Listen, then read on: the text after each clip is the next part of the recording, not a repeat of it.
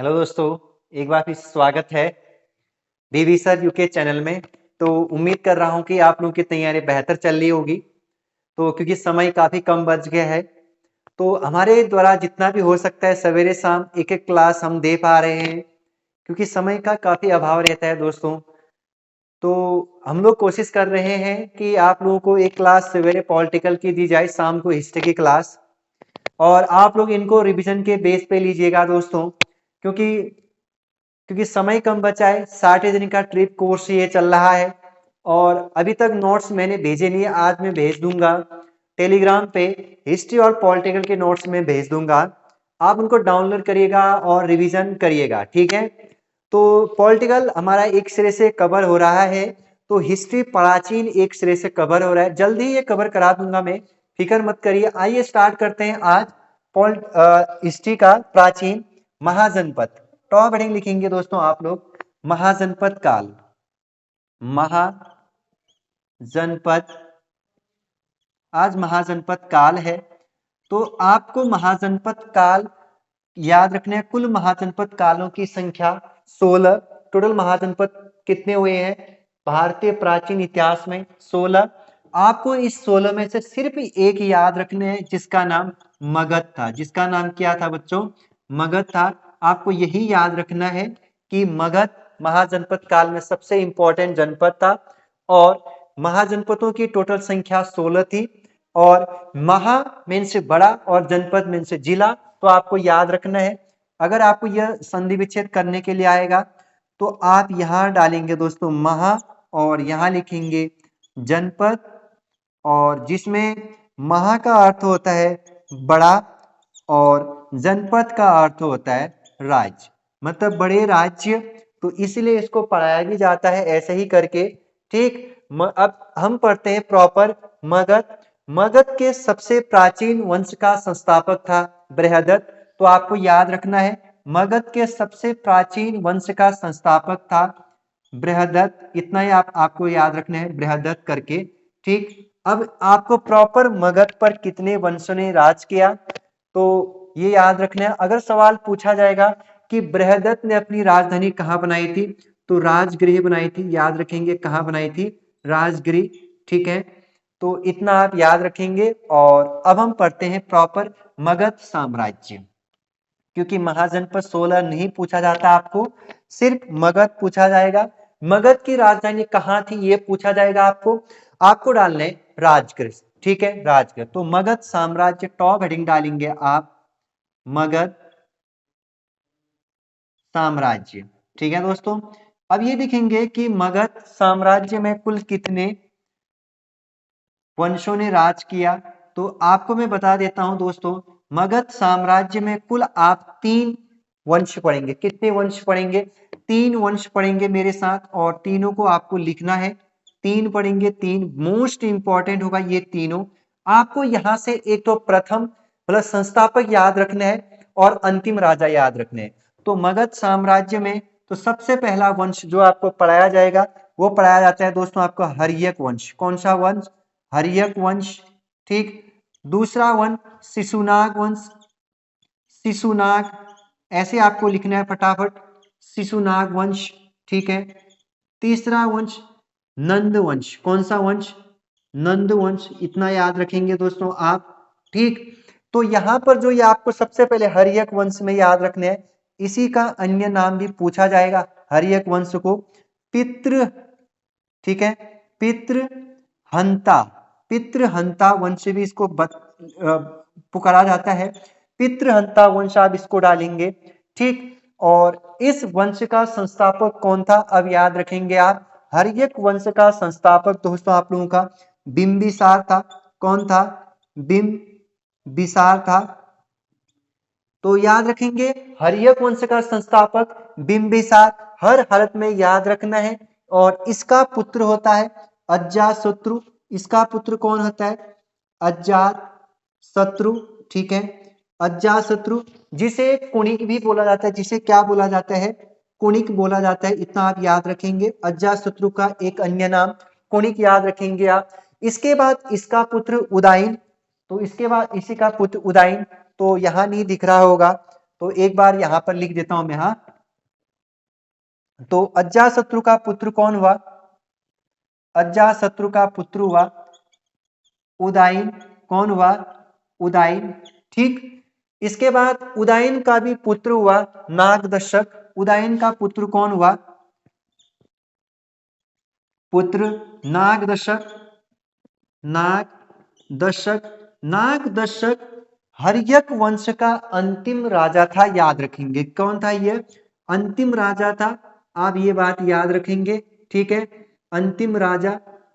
ठीक है मित्रों, और आपको जो चीज यहाँ पर इसके बाद याद रखना है कि पितृहंता वंश क्यों कहा जाता है? क्योंकि इन सभी लोगों ने अपने पापा की क्या करी होती है? पिताजी की हत्या की। बिंबिसार, ठीक है, अजातशत्रु, उदयन और नागदशक। अजातशत्रु ने बिंबिसार को मारा, उदयन ने अजातशत्रु को मारा और नागदशक ने उदयन को मारा। ठीक है, इसके बाद हम पढ़ेंगे यहाँ पर जो इंपॉर्टेंट है शिशुनाग वंश। कौन सा वंश? मगध पर देख रहे हैं हम किन किन वंशों ने राज किया, तो मगध में अब हम पढ़ेंगे शिशुनाग। कौन सा नाग? शिशुनाग वंश। शिशुनाग वंश। तो सबसे पहला पॉइंट तो आपको पता चल गया होगा कि शिशुनाग वंश का संस्थापक कौन था? तो शिशुनाग ही था। तो आप याद रखेंगे यहां पर संस्थापक। तो मैं फिर से कहना चाहूंगा दोस्तों, समय कम बचा है। ठीक, संस्थापक था शिशुनाग ही था। शिशुनाग, संस्थापक शिशुनाग था, याद रखेंगे।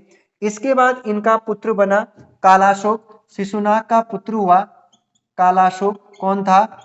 कालाशोक। इसके बाद कालाशोक का पुत्र हुआ नंदीवर्धन।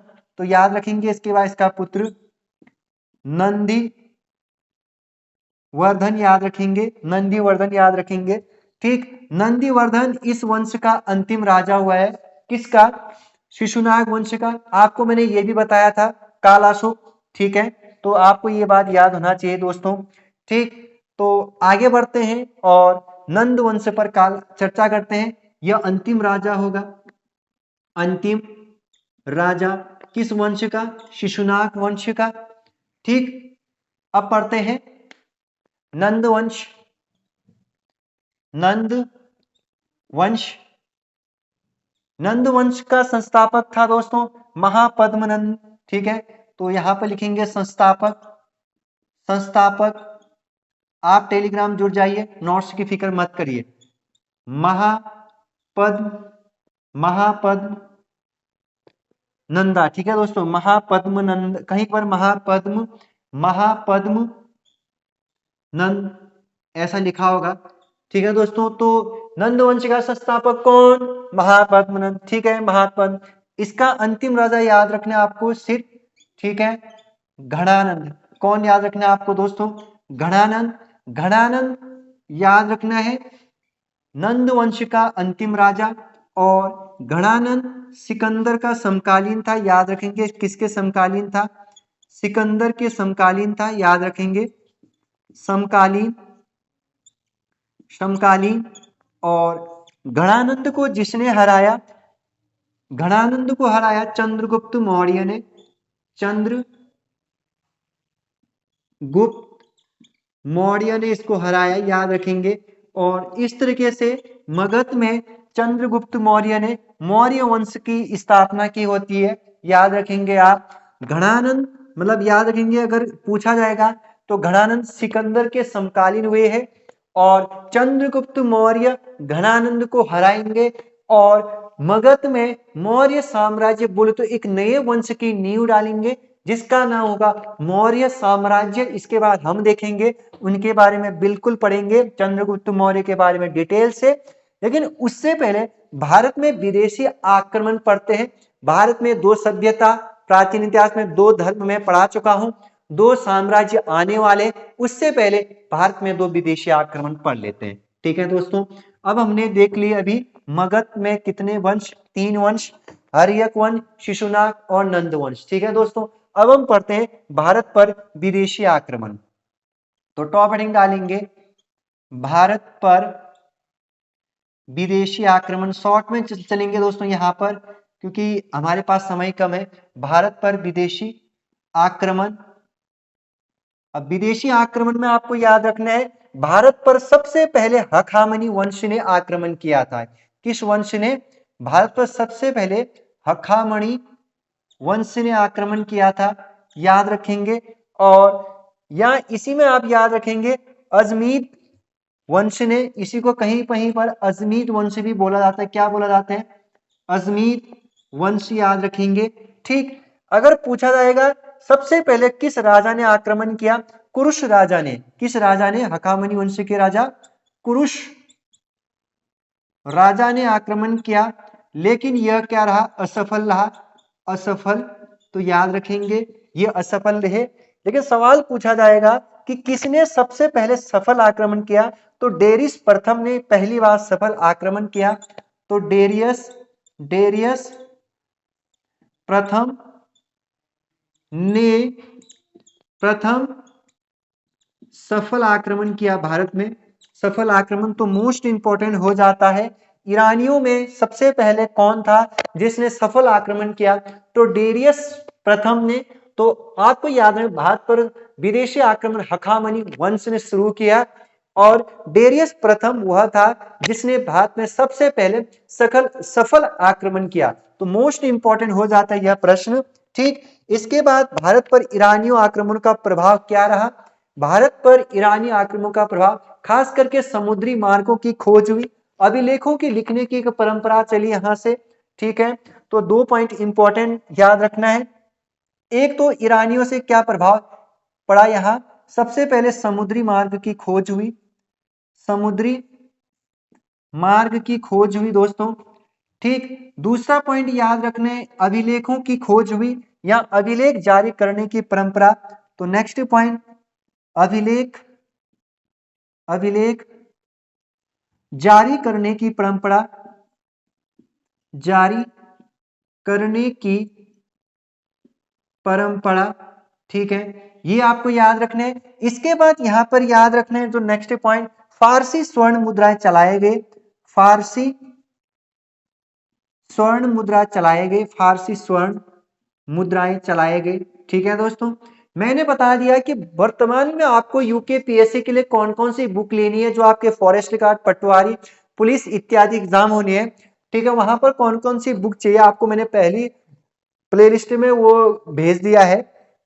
ठीक है, वीडियो बना करके कि कौन कौन सी बुक चाहिए आपको। ठीक, ये आपको इंपॉर्टेंट याद रखना है। ईरानियों के कारण भारत में क्या प्रभाव पड़ा? ईरानियों के कारण भारत में समुद्री मार्ग की खोज हुई, अभिलेख जारी करने की परंपरा, फारसी स्वर्ण, खास करके इसको अंडरलाइन करिएगा।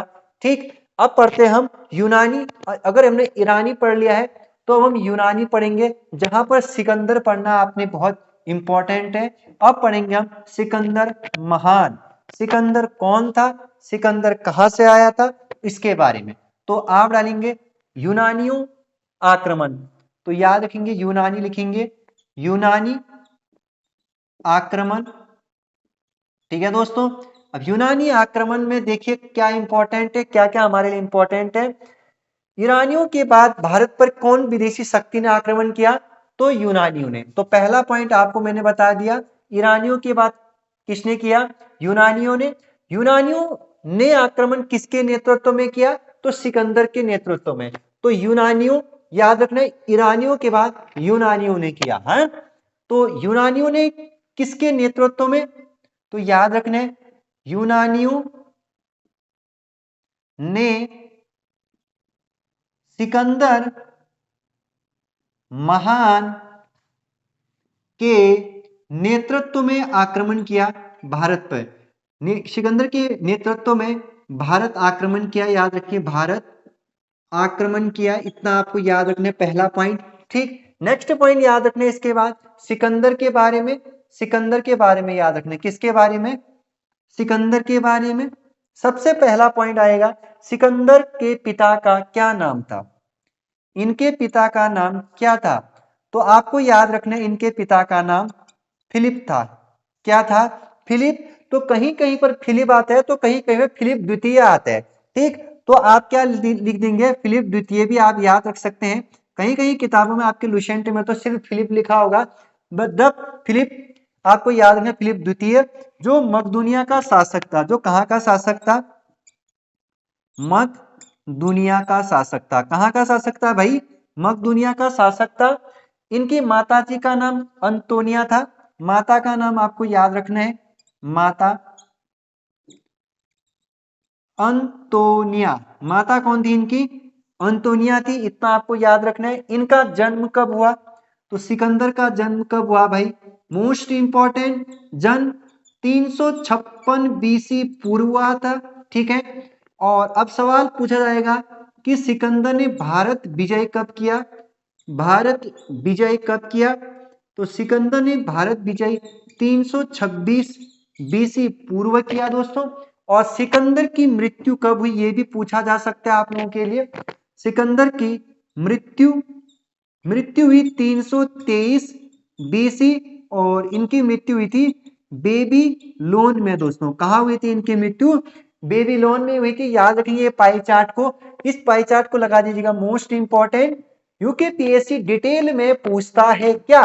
आप लोगों का जनरल स्टडी। ठीक, अब आपको याद रखना है करंट अफेयर में पहली प्लेलिस्ट में जारी कर चुका हूं 2021 का। ठीक, इसके बाद आपको याद रखना है सिकंदर के सेनापति कौन कौन थे। तो सेनापति का नाम याद रखना है। ठीक, सेनापति, यहां पर सेनापति लिखेंगे आप, सेनापति। इसके दो सेनापति थे। ठीक, खास करके एक का नाम सेल्यूकस निकेटर था और एक का नाम क्या था दोस्तों? नियाकर्स था। ठीक है, तो जल सेनापति का नाम याद रखेंगे, जल सेनापति, क्योंकि वापस जाते समय सिकंदर दो तरीके से वापस जाते हैं। एक मतलब कुछ सेनाएं उसको थल सेना से भेजता है, कुछ सेनाएं वो जल मार्ग से भेजता है, स्थल और। ठीक, एक जल सेनापति, एक नॉर्मल सेनापति आप कह सकते हो। ठीक है, तो जो जल सेनापति था ये स्थल का मान के चलो, तो इसका नाम था नियाकस। इसका नाम क्या था? नियाकस। और इसका नाम था सेल्यूकस निकेटर। तो याद रखेंगे Seleucus Nicator, Seleucus Nicator, Nicator या निकेटर्स। ठीक है दोस्तों, तो क्योंकि सवाल ये पूछा जाता है कि सिकंदर जब वापस जा रहा था तो उसका जल सेनापति कौन था? तो नियाकर्स आप याद रखेंगे। ठीक, सिकंदर भारत में कितने महीने रहा? तो सिकंदर भारत में 19 माह रहा। कितने माह? 19 माह। इसलिए बोला जाता है आंधी की तरह आया था और चले गया था। तो सिकंदर पर कुछ इंपॉर्टेंट फैक्ट और याद रखिएगा आप कि सिकंदर कितने महीने तक भारत में रहा। सिकंदर 19 माह भारत में रहा।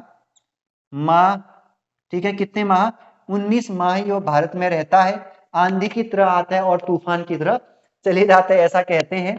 और सिकंदर किस पर्वत से भारत आया था या किस दर्रे से भारत आया था ये भी सवाल पूछा जाता है। वो हिंदुकुश पर्वत पार करके आया था। कौन सा पर्वत? हिंदुकुश पर्वत पार करके आया था, इतना आप याद रखेंगे। हिंदुकुश पर्वत से भारत आया था, इतना आपको याद रखना है। और वह भारत में किस राजा से लड़ा था? तो याद रखने पंजाब के राजा, जिसका नाम क्या था? पोरस। तो पोरस और सिकंदर के मध्य कौन सा युद्ध होता है?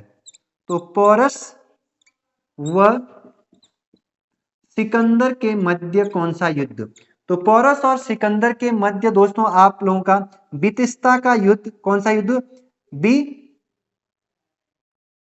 बितिस्ता का युद्ध होता है, बितिस्ता युद्ध। ठीक, अब आपको याद रखना है या इसी को झेलम का युद्ध कहते हैं, या इसी को हाइटेस्पिस का युद्ध कहते हैं, या इसी को कौन सा युद्ध कहा मैंने आपका? झेलम का युद्ध। झेलम का युद्ध कब होता है? 326 बीसी पूर्व। ठीक, आपको ये बात याद रखना है। पोरस पंजाब का राजा था उस टाइम पे। पोरस और सिकंदर के मध्य बितिस्ता का युद्ध होता है, और बितिस्ता का युद्ध 326, क्योंकि भारत विजय इस टाइम पर पे करता है। आपको ये बात याद होना चाहिए। ठीक, इसके बाद आपको एक बात याद रखना है यहाँ पर कि सिकंदर महान की मृत्यु तो मैंने आपको बताया 326 में बेबीलोन में हुआ था। और एक सवाल ये याद रखना है कि सिकंदर की सेना ने किस नदी को पार करने से मना कर दिया था? तो झेलम।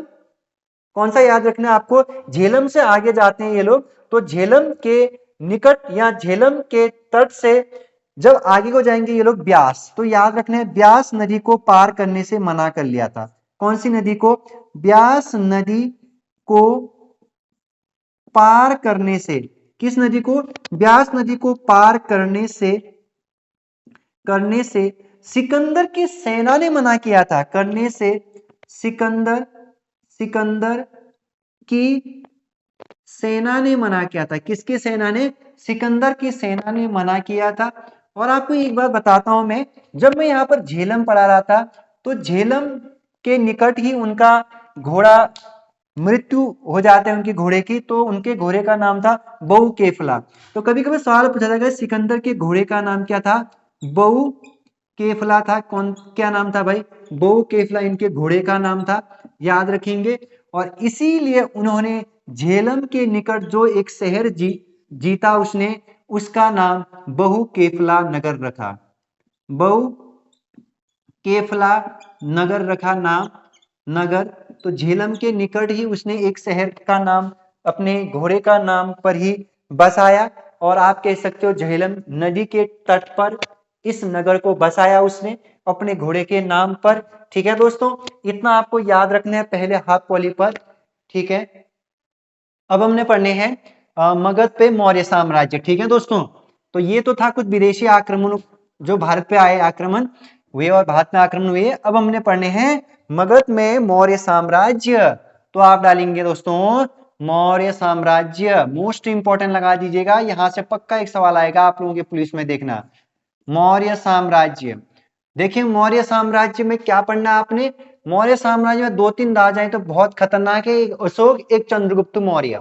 ठीक, तो सबसे पहले यह देखना है कि मौर्य साम्राज्य में मौर्य वंश के संस्थापक कौन हुए हैं। ठीक है, तो सबसे पहले याद रखना है कि मौर्य वंश का संस्थापक कौन था। तो इसका संस्थापक बना दोस्तों आप लोगों का चंद्रगुप्त मौर्य। कौन बना, चंद्रगुप्त मौर्य। ठीक है, दूसरा पॉइंट आपको याद रखना है कि चंद्रगुप्त मौर्य को तैयार किसने किया था। चंद्रगुप्त मौर्य को तैयार या चंद्रगुप्त की मदद जिसने की उसका नाम था भाई चाणक्य। उसका नाम क्या था, चाणक्य। चाणक्य का दूसरा नाम विशाखदत्त या फिर क्या आता है विष्णुगुप्त। तो दोनों नाम आपको याद रखना है, एक तो विष्णुगुप्त और एक कौटिल्य। तो कई बार यह सवाल पूछा जाता है, कौटिल्य किसका नाम, चाणक्य का नाम।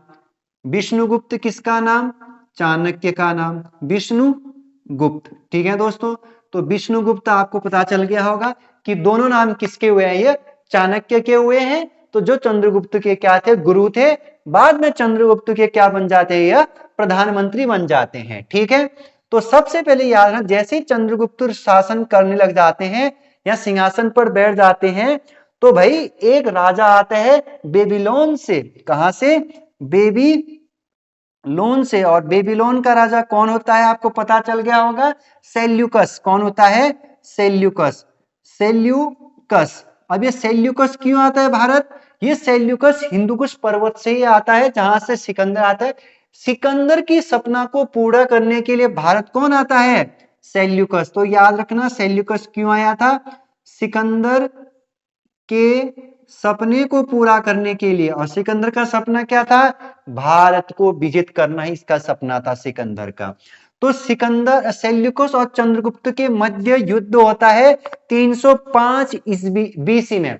तो चंद्रगुप्त और सेल्यूकस के मध्य कब युद्ध होता है, 305 बीसी में युद्ध होता है। याद रखेंगे 305 बीसी में चंद्रगुप्त और सेल्यूकस के मध्य युद्ध होता है, लेकिन इसमें सेल्यूकस हार जाता है और सेल्यूकस चंद्रगुप्त को 4 क्षेत्र देता है। कितने क्षेत्र देता है, 4 क्षेत्र देता है। आपको याद रखना पड़ेगा चारों, एक तो हेरात देता है, एक कौन सा देता है, हेरात देता है, एक कंधार देता है, एक कौन सा क्षेत्र देता है, कंधार, एक मकरान देता है, मकरान, और एक देता है आपका काबुल, एक कौन सा देता है, काबुल। तो आपको याद रखने ये चारों क्षेत्र आपके, जब सेल्यूकस निकेटर हार जाता है तो बदले में हेरात, कंधार, मकरान और काबुल। क्यों, क्योंकि इसके बाद सेल्यूकस और चंद्रगुप्त के मध्य संधि होती है। ठीक है, डिटेल से पढ़ने का तो समय रहा नहीं, लेकिन इतना मजे से पढ़ते ना, डिटेल से पढ़ते हो तो हम क्या बताएं, मतलब उसके बाद टेंशन ही छोड़ देता आप लोग। उसके बाद इसी समय पे सेल्यूकस निकेटर का राजदूत था एक, सेल्यूकस निकेटर का राजदूत कौन था, मेगास्थनीज। कौन था, मेगास्थनीज। ठीक है दोस्तों, मोस्ट इंपोर्टेंट लगा दीजिएगा कि सेल्यूकस का राजदूत कौन था? मेगास्थनीज। मेगास्थनीज को सेल्यूकस ने चंद्रगुप्त मौर्य के दरबार में राजदूत बना करके भेजा और इसी मेगास्थनीज में बाद में कौन सी बुक लिखी? इंडिका। कौन सी बुक लिखी दोस्तों? इंडिका। और इस इंडिका में इन्होंने पाटिलपुत्र, कौन सी पुत्र? पाटिलपुत्र शहर की क्या कर रखी है? बहुत डिटेल से चर्चा कर रखी है इस इंडिका। तो सवाल क्या पूछा जाएगा? मेगास्थनीज ने कौन सी किताब लिखी है? इंडिका। इंडिका में किस शहर का वर्णन है? तो पाटिलपुत्र शहर के बारे में डिटेल से लिखा है, काफी डिटेल से। और वहीं आपको पूछा जाएगा कि चाणक्य या फिर कौटिल्य ने क्या लिखा है? तो इन्होंने लिखा है अर्थशास्त्र। क्या लिखा है? अर्थशास्त्र, जो राजनीतिक विषय पर आधारित थी, जो राजनीतिक विषय पर आधारित है, याद रखेंगे आप, ठीक है, इस टाइम पीरियड पे। तो जो चंपू शैली में लिखा गया, जो किस शैली में लिखा गया है? चंपू शैली में लिखा गया, इतना आप याद रखेंगे। ये पॉइंट भी इंपॉर्टेंट है कि अर्थशास्त्र के लेखक कौन हुए हैं प्राचीन इतिहास में, तो वो आपको मैंने बता दिया। तो अगर ये सवाल पूछा जाएगा कि चंद्रगुप्त के अन्य नाम क्या थे, सेंड्रोकोटस भी कहीं पर आपको याद रखना है, ठीक है, सेंड्रोकोटस क्या रखना है दोस्तों? सेंड्रोकोटस याद रखना है, ठीक, सेंड्रोकोटस कि चंद्रगुप्त का एक अन्य नाम भी मिलता है, ठीक। इसके बारे में आपको इसके बाद क्या याद रखना है कि कहते हैं कि चंद्रगुप्त ने सेल्यूकस को, किसको? सेल्यूकस को 500 हाथी दान किया था। कितने हाथी? 500 हाथी दान किए थे, हाथी दान किए। किसको? सेल्यूकस को। मोस्ट इंपोर्टेंट लगा दीजिएगा, यह प्रश्न काफी इंपॉर्टेंट है। और इसके बाद आप जो अन्य चीज यहां पर देखेंगे कि चंद्रगुप्त ने अपनी मृत्यु कहां त्यागी थी? तो श्रवणबेलगोला में इसने अपनी मृत्यु त्यागी थी, इतना आप याद रखेंगे। और अगर ये भी सवाल पूछा जाएगा कि श्रवणबेलगोला में इन्होंने अपनी मृत्यु कब त्यागी थी, तो 298 बीसी पूर्व में इन्होंने अपनी मृत्यु त्यागी थी। तो कभी ये सवाल पूछा जा सकता है संलेखना विधि से, श्रवणबेलगोला, ठीक है, श्रवणबेलगोला में इन्होंने अपनी मृत्यु त्यागी थी। तो 298 बीसी पूर्व याद रखेंगे, ठीक, इतना सफिशिएंट होगा। और अगर यहाँ पर अन्य चीजें और आपको याद रखनी है तो मेरे ख्याल से चंद्रगुप्त में तो इतना ही है, क्योंकि इससे ज्यादा आपको पढ़ना नहीं है इसमें, ठीक। इसके बाद हम पढ़ते हैं बिंदुसार के बारे में। इसके बारे में हम किसके बारे में पढ़ते हैं? बिंदुसार, बहुत इंपॉर्टेंट होगा बिंदुसार, क्योंकि ना कि आपको बिंबिसार नहीं पढ़ना है, क्या पढ़ना है? बिंदुसार। बिंबिसार तो आप हर्यक वंश के संस्थापक में पहले ही पढ़ चुके हैं। अब डालेंगे आप टॉप हेडिंग बिंदुसार। कौन सा सार? बिंदुसार। बिंदुसार चंद्रगुप्त मौर्य के पुत्र, ठीक है। तो याद रखेंगे बिंदुसार यहां पर होता है, वहां पर बिंबिसार पढ़े हैं आप हर्यक वंश में, ठीक है। काफी इंटरेस्टिंग ये टॉपिक होने वाला है। यहां से आगे 2-3 लेक्चर में प्राचीन इतिहास समाप्त, मध्यकालीन इतिहास का एक लेक्चर में पहले पढ़ा चुका हूं, इस्लाम धर्म का उदय, इस्लाम धर्म से लेकर के पूरा दिल्ली सल्तनत तक मैं पढ़ा चुका हूं। तो दोस्तों चैनल पर पहली बार हो तो सब्सक्राइब शेयर करिए दोस्तों। मैं ये नोट्स ग्रुप पे भेजते रहता हूं, आज भेज दूंगा मैं किसी भी हालत में दोस्तों। आप टेलीग्राम से जुड़ जाइए। और 60 दिन का क्रैश कोर्स है, उत्तराखंड यूके पीएससी के अंतर्गत जितने भी एग्जाम होंगे यहाँ से ही सवाल बनते, यहीं से सवाल बनेंगे, सफिशिएंट है, ठीक है, आप फिक्र मत करिए, ठीक। 60 दिन में हम पर डे 2-2 लेक्चर दे रहे, तो 30 दिन में कवर करा देंगे। लेकिन कितने लेक्चर आते हैं देखते हैं, हम पूरा लेक्चर देंगे दोस्तों। तो कल मिलेंगे, तब तक के लिए बाय बाय, टेक केयर।